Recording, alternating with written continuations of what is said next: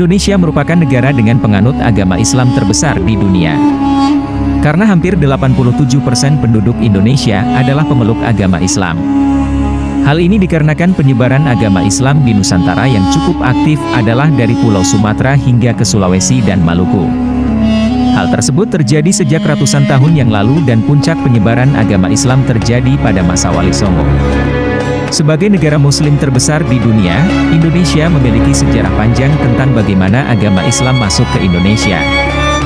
Mulai dari awal mula sejarah masuknya Islam ke Indonesia hingga menjadi agama dengan pemeluk terbesar di Nusantara. Ada banyak teori yang menyebutkan bagaimana awal mula sejarah masuknya agama Islam ke Indonesia dan akhirnya menjadi agama yang banyak dianut oleh sebagian besar masyarakat di Nusantara. Teori-teori tersebut juga memiliki bukti, sehingga dipercaya sejarah masuknya agama Islam ke Indonesia. Ada banyak teori yang menerangkan bagaimana sejarah masuknya agama Islam masuk ke Indonesia. Dari semua teori tersebut kebanyakan menggambarkan Islam masuk pada masa awal-awal Hijriah atau sekitar tahun 700 Masehi. Pada masa kekhalifahan Islam di tanah Arab, kehilafahan tersebut mengutus utusannya untuk datang ke Nusantara dan menyebarkan agama Islam di Nusantara. Hal ini dibuktikan dengan adanya kampung Arab atau pemukiman Arab di pesisir barat pantai Sumatera, yang banyak dijumpai oleh para pedagang pada masa itu. Dengan adanya pemukiman Arab inilah, yang diyakini menjadi salah satu teori awal mula masuknya Islam di Indonesia. Namun, ada juga beberapa teori lain misalnya teori dari India, teori Arab, teori Persia dan teori Cina. Masuknya agama Islam di Indonesia memiliki banyak teori, karena tidak ada yang tahu pasti, kapan agama Islam mulai masuk ke Nusantara. Untuk itu, berikut kami berikan beberapa penjelasan teori masuknya agama Islam ke Nusantara. Yang pertama, teori India atau Gujarat. Teori ini dicetuskan oleh G.W.J. Drewes dan dikembangkan oleh Snow Kurgronje dan kawan-kawan. Selain itu, teori India atau teori Gujarat ini juga diyakini oleh sejarawan Indonesia Sucipto Wirjo Suprato, yang meyakini awal mula sejarah masuknya Islam di Indonesia adalah melalui India, Gujarat. Teori Gujarat adalah teori yang menyebutkan bahwa agama Islam masuk ke Indonesia melalui para pedagang dari India Muslim, Gujarat, yang berdagang di Nusantara pada abad ke-13. Banyak bukti yang menguatkan teori Gujarat ini. Salah satunya adalah makam Malik As-Saleh yang merupakan salah satu pendiri kerajaan Samudra Pasai. Corak dari batu nisan Malik As-Saleh sangat mirip dengan batu nisan yang ada di Gujarat. Bahkan makam salah satu wali Songo yakni makam Maulana Malik Ibrahim juga memiliki batu nisan khas Gujarat seperti makam Malik As-Saleh. Yang kedua, teori Arab atau Mekah. Teori Arab merupakan teori Islam yang menyebutkan bahwa Islam masuk ke Indonesia langsung dari Mekah. Teori ini didukung oleh J.C. van Leur hingga Buya Hamka. Pada bukunya yang berjudul Sejarah Umat Islam yang terbit pada tahun 1997, Buya Hamka menjelaskan bukti-bukti masuknya agama Islam di Indonesia. Bukti yang dimaksud Buya Hamka ini adalah berupa sumber dari naskah kuno Cina, yang menyebutkan bahwa sekelompok bangsa Arab yang bermukim di pesisir barat Pulau Sumatera pada tahun 625 Masehi.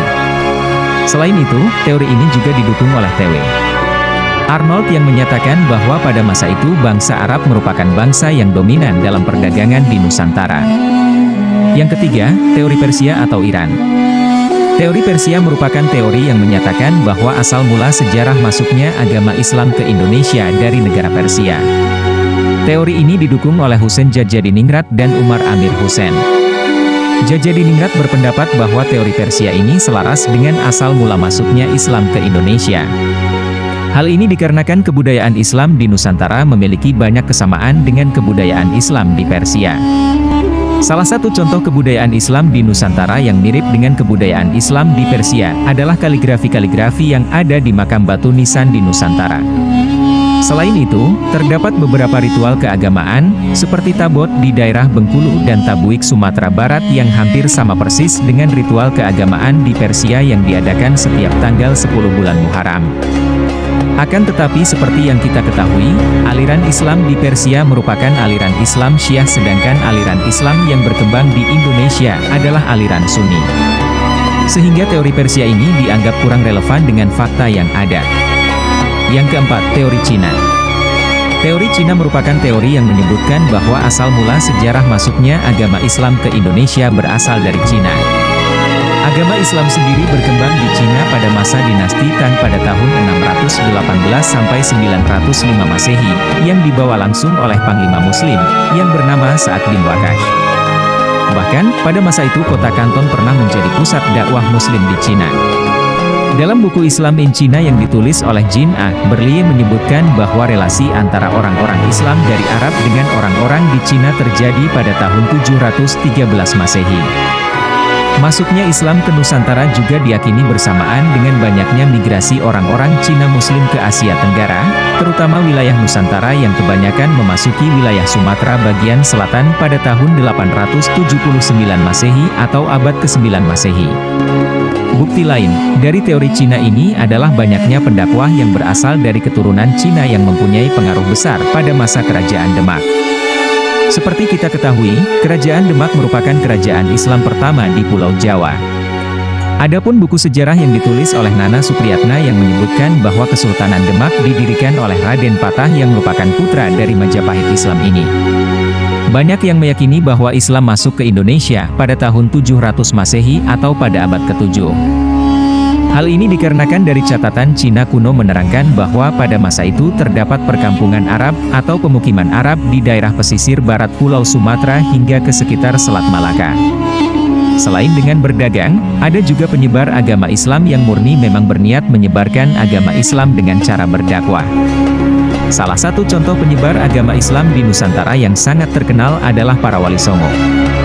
Para Wali Songo tidak hanya menyebarkan agama Islam dengan cara mendakwah namun juga mengajarkan agama Islam dengan cara mendekati masyarakat pribumi dan berbaur serta mengikuti adat istiadat dan kehidupan sosial budaya di Nusantara.